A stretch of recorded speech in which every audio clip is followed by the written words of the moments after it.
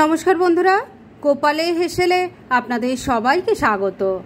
আজকে Sunday special একটা দুর্দান্ত স্বাদের নিরামিষ কম্বো রেসিপি আপনাদের সাথে শেয়ার করছি, যেটা আশা করি আপনাদের ভালো লাগবে। তাই চলুন সময় নষ্ট না করে রান্নাগুলো করে ফেলি।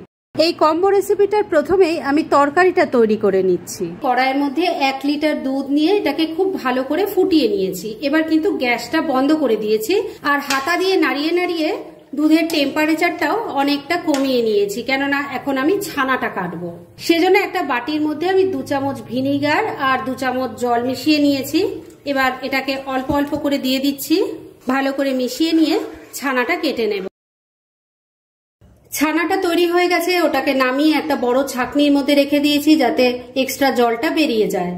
আর এবার মূল রান্নাটা শুরু করব, সেজন্য কড়াই সরষের তেল গরম করে নিয়েছি। এর মধ্যে প্রথমেই দিয়ে দিচ্ছি অল্প গোটা জিরে, দিয়ে দিচ্ছি একটা তেজপাতা, একটা শুকনো লঙ্কা। ফোড়নটাকে কয়েক সেকেন্ড একটু ভাজা ভাজা করে নিচ্ছি।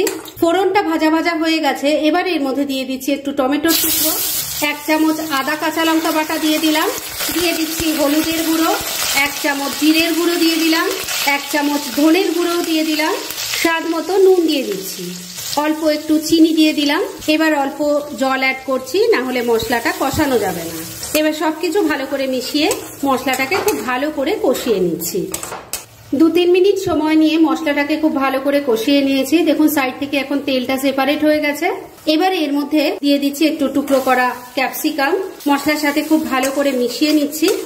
ক্যাপসিকামটাকে মশলার সঙ্গে ভালো করে মিশিয়ে নিয়েছি। আর বন্ধুরা, গুঁড়ো মশলা যখন দিচ্ছিলাম তখন একটু গরম মশলার গুঁড়ো দিতে আমি একদম ভুলে গিয়েছিলাম, তাই এখন দিয়ে দিলাম। আর এর সাথে দিয়ে দিচ্ছি 1 চামচ বেসন। এবার সবকিছু ভালো করে মিশিয়ে নিয়ে একটু ভাজা ভাজা করে নেব। এই বেসনটা দিলে গ্রেভিটা যেমন ঠিক হয়, খেতেও কিন্তু খুব ভালো লাগে। মিনিট 2 সময় নিয়ে সবকিছু মিশিয়ে আবারও ভালো করে কষিয়ে নিয়েছি। এবার তৈরি করে রাখা ছানাটা দিয়ে দিচ্ছি, ভালো করে মিশিয়ে নিচ্ছি। মিনিট 2 সময় নিয়ে রান্নাটা করে নিয়েছি।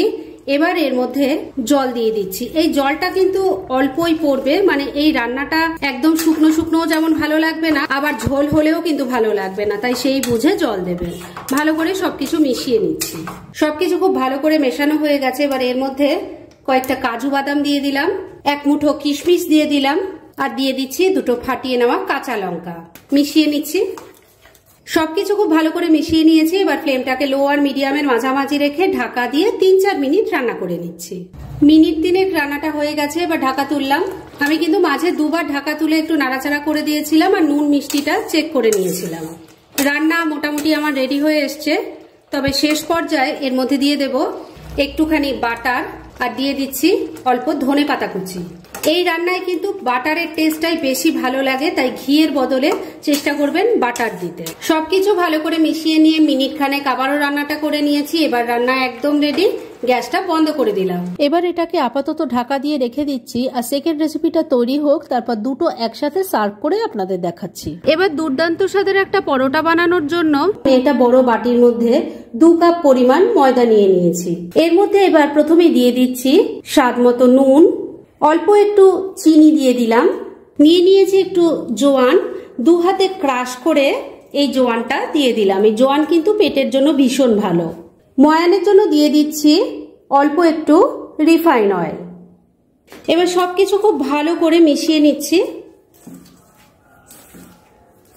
সবকিছু খুব ভালো করে মিশিয়ে নিয়েছি। এবার অল্প অল্প জল দিয়ে এটার একটা ডো তৈরি করে নেব। এই ডোটা খুব শক্তও হবে না, আবার খুব নরমও হবে না। ডোটা তৈরি হয়ে গেছে। এবার এটাকে আমি ঢাকা দিয়ে 7-8 মিনিটের জন্য রেস্টে রেখে দিচ্ছি। আর এই সময়ের মধ্যে চলুন এই পরোটাটার জন্য একটা ফিলিং তৈরি করতে হবে, সেটা করে ফেলি। ডোটা তৈরি করে রেখে দিয়েছি।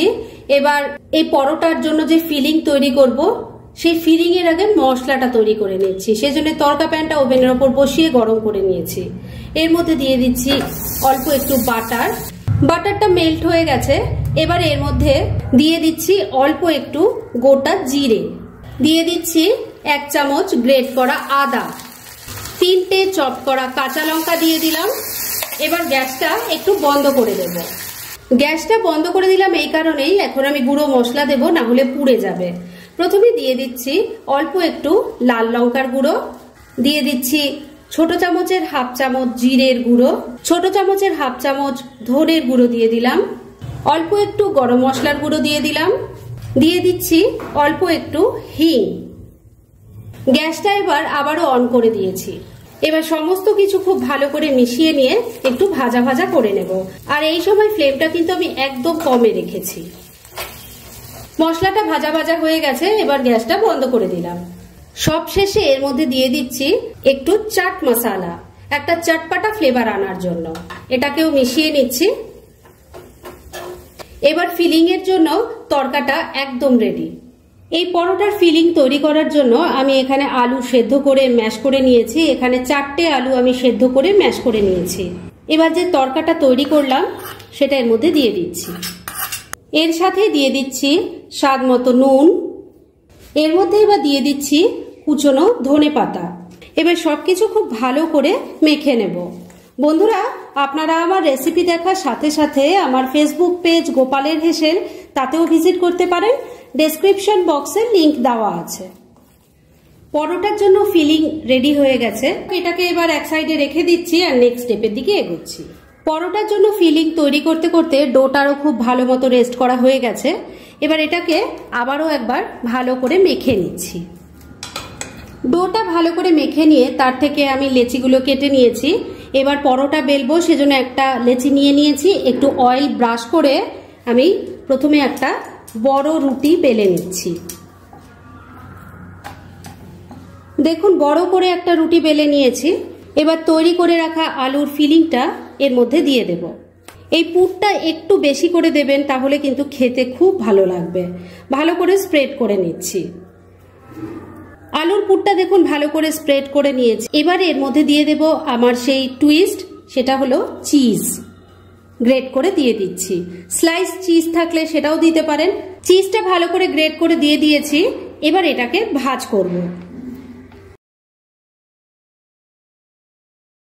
এটা দেখুন দেখতে এরকম হয়েছে। এগুলোকে কিন্তু পরোটা নয়, মিনি মোগলাই পরোটা বলা যেতে পারে। যাই হোক, এইভাবে আমি আরো কয়েকটা তৈরি করে নিচ্ছি আর তারপর নেক্সট স্টেপের দিকে এগোচ্ছি।